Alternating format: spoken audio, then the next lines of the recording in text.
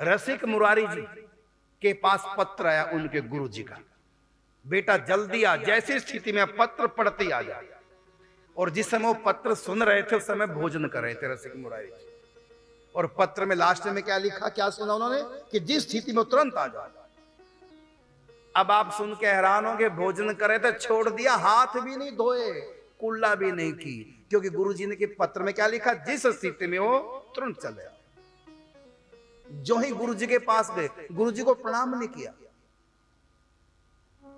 हाथ जोड़ के दूर से बिना प्रणाम किए बोले गुरुजी क्या आज्ञा।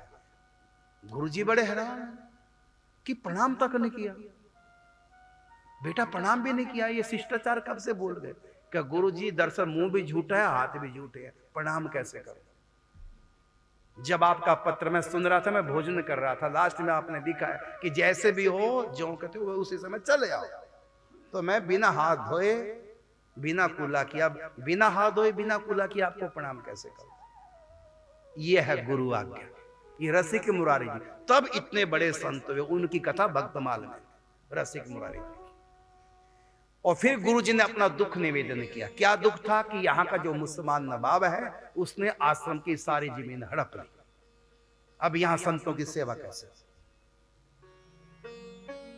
तब ये गए नवाब के पास। जब वहां ठहरे तो लोगों ने कहा कि नवाब से मिलना नहीं, क्योंकि हिंदुओं के संतों को मार देता है जान से, ऐसा विरोधी है सनातन धर्म का, उससे मिलोगे तो मरवा देगा, आप मत जाओ वहां। रसिक मुरारी जी से उनके जानकार बोले हम बात कर लेते, आप मत जाओ, संतों से तो बहुत चिढ़ता हूं नवाब मुसलमान।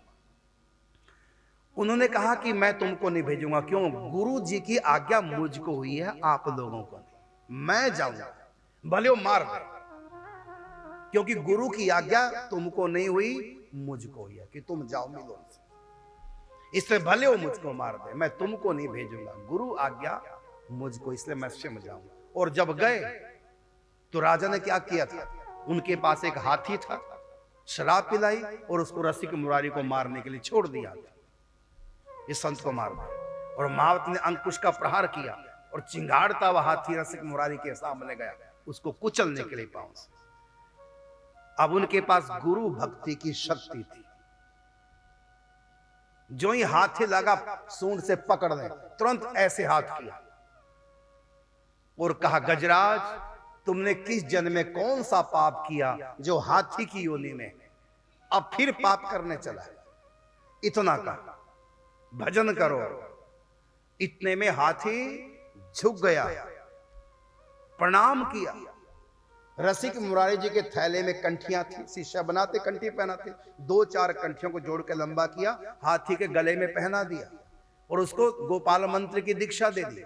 और दीक्षा के समय नामकरण संस्कार भी होता, नाम रख दिया गज गोपाल दास, आज से तुम्हारा नाम गज गोपाल दास। अपना चेला बना लिया। और ये देख रहे थे नवाब ऊपर छत पे चढ़ करके कि कैसे मारेगा सब बाबा जी को, लेकिन वो तो खुद बाबा जी बन गया गजराज। तब ये चमत्कार देख करके आए, चरणों में प्रणाम किया, क्षमा करो मुझको। तो कहा कि मेरे गुरु जी की जमीन जो तुमने हड़पी, उससे खेती होती थी, संतों की सेवा होती थी, वो सब वापिस कर दे। और कहा कि अब ये गोपाल दास हमारा शिष्य हो गए, अब मैं अपने साथ इसको ले जा रहा हूं, चेला राम को। हाथी को अपने साथ ले गए। ये रसिक मुरारी जी के पास से पावर कहां से आई, गुरु भक्ति से। मौत की भी परवाह नहीं की कि मुझको मारेगा, नहीं, गुरु जी की आज्ञा, मैं जाऊंगा। और गुरु जी के पत्र में क्या लिखा लास्ट में, पत्र पढ़ते आ जाओ जिस भी स्थिति में हो, कुल्ला नहीं की, हाथ नहीं धोए, क्यों, गुरु आज्ञा है।